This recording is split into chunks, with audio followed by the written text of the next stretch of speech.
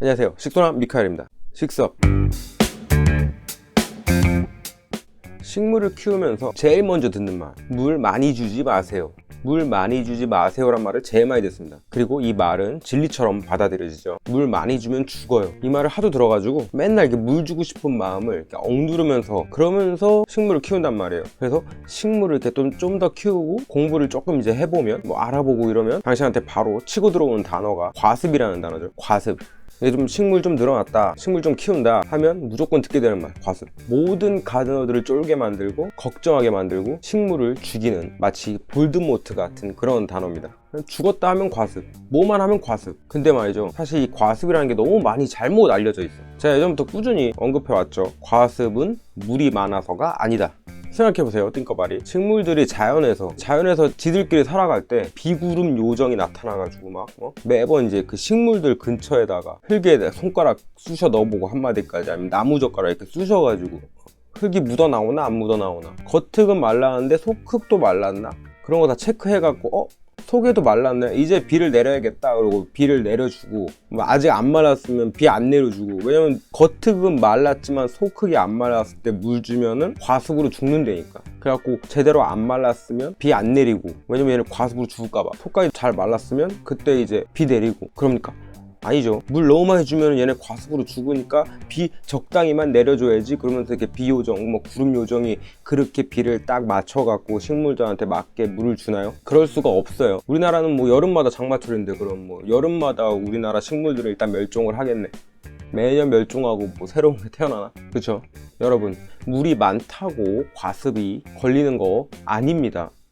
과습은 물의 양의 문제가 아니에요. 정말 중요한 부분입니다. 오늘 좀 근데 화면에 얼굴이 조금 어둡게 그림자져서 보이는 거, 이게 기분 탓일 수 있는, 그게 아니라 사실은 그냥 조명 세팅이고 이런 거 막 너무 좀 피곤하고 귀찮아서 안 하는데, 그것보다 더 중요한 건 여러분들이 제 얼굴 비주얼 때문에 보시겠습니까? 어차피 라디오처럼 들으시기 때문에 좀 이렇게 얼굴을 좀 어둡게 그림자 안에서 이야기해도 별 문제 없을 것 같아갖고 그냥 차라리 낫죠? 이거 너무 밝게 보면 뭐해.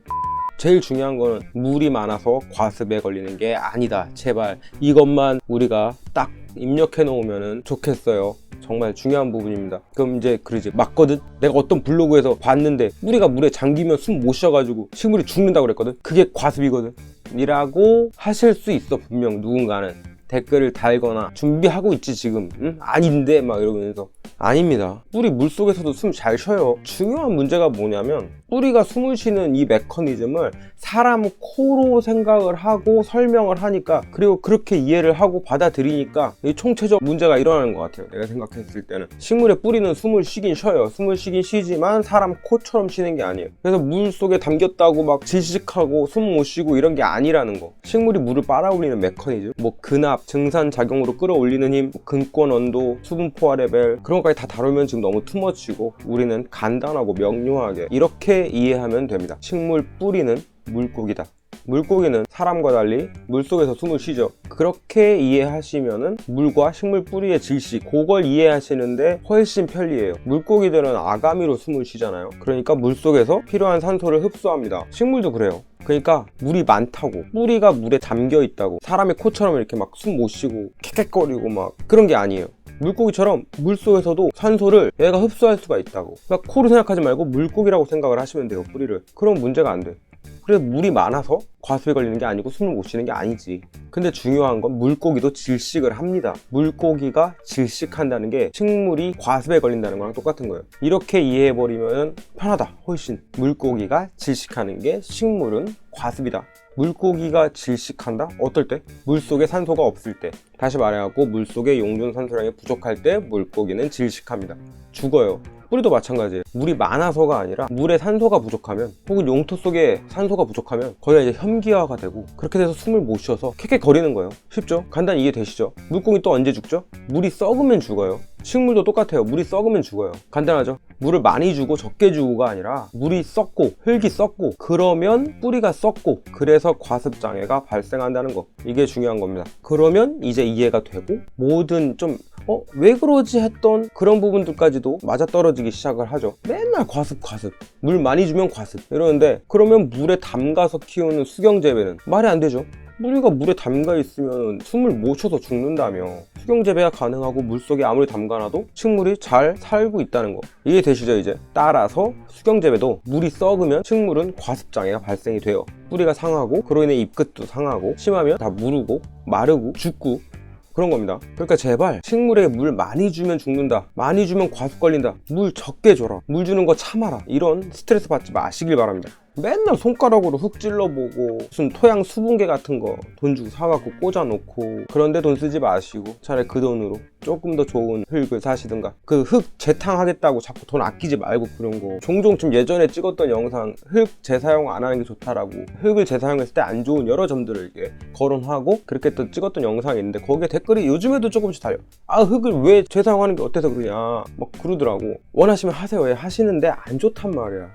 그 흙값 아끼는 것보다 차라리 식물을 더 아껴주세요. 딴 얘기인데 어쨌든 갑자기 이게 의식의 흐름이란 게 다 이런 거죠. 어쨌든 토양 수분계 같은 거 살 돈으로 흙 조금 더 좋은 거 사시고 화분 조금 더 이쁜 거 사시고.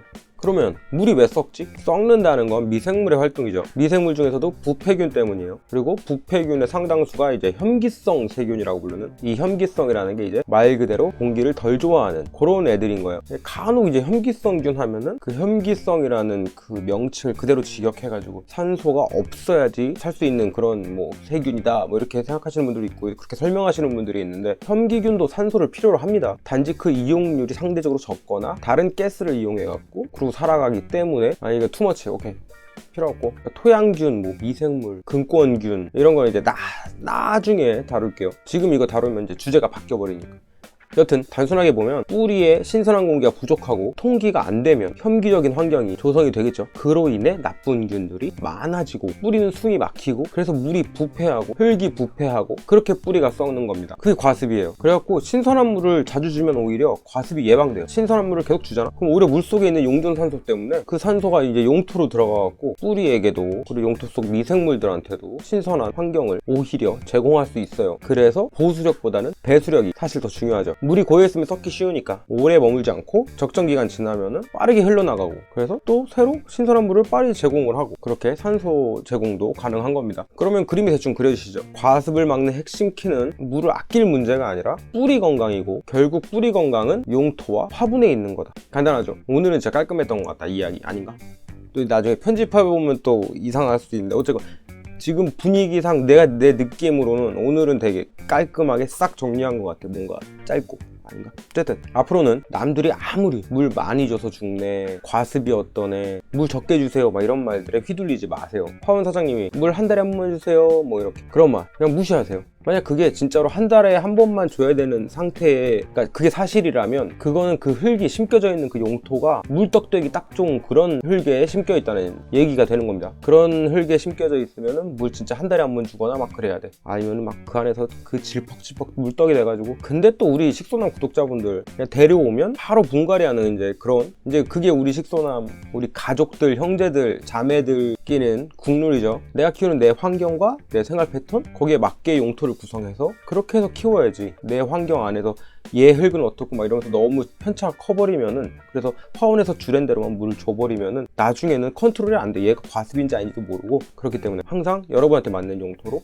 분갈이를 해주시는 게, 절대로 화원에서 여러분이 분갈이 하시는 그 흙보다 더 좋은 용토로 분갈이 안 해놓습니다. 좋은 용토를 쓸 수가 없어요. 단가가 안 맞아. 식물값도 싸게 팔아야 되는데 흙값까지 좋은 걸로 안 돼. 화분도 들어가는데. 아니면 식물값이 딴 데보다 좀 많이 비싸든가, 흙값 다 포함을 해야 되는 거 아니야. 다 포함되어 있거나. 그래서 결론은 우리가 좋은 흙으로 우리한테 맞게 분갈이를 해서 키우면 좋다. 그게 가장 훌륭하다. 그러니까 과습은 여러분이, 당신이 물을 많이 줘갖고 걸리는 게 아니다. 통기성이 부족한 용토를 썼기 때문이다. 다공성 용토를 사용하세요. 용토에 관해서는 따로 더 줄여주지 않을게요. 제 영상에서 뭐 여러 번 수도 없이 다공성 용토를 사용하시라 이야기를 많이 했죠. 뭐 여러 번 분갈이 하는 영상도 찍었었고 용토 구성에 대해서 많이 언급을 했었으니까 더 이상 뭐 디테일하게 안 들어가겠는데, 과습은 물의 양으로 보면 안 된다. 이게 핵심입니다. 이 점만 잘 아셔도 앞으로 과습에 대한 막연한 공포, 걱정, 스트레스 없어집니다. 그러면 또 다음번에 식물 키우는 그냥 이것저것 주절되는 뻘소리로, 하지만 그 안에 여러분들이 너무 훌륭하다 보니까 저희 뻘소리에서 그 안에서도 어떠한 정보와 이렇게 팁을 가져가시더라고. 저는 오늘도 사실 그냥 멋대로 떠든 거예요. 근데 여러분들이 다 그렇게 좋게 봐주시고 좋게 들어주셔가지고 유익하다고 해주시니까 너무 감사하죠. 어쨌든 안녕히 계세요. 오늘 좀 깔끔했던 것 같아요. 아닌가? 근데 여러분 투머치 해도 된다고 했잖아요. 안녕히 계세요. 그럼 또 다음 편에 다른 식물 잡설로 찾아오겠습니다.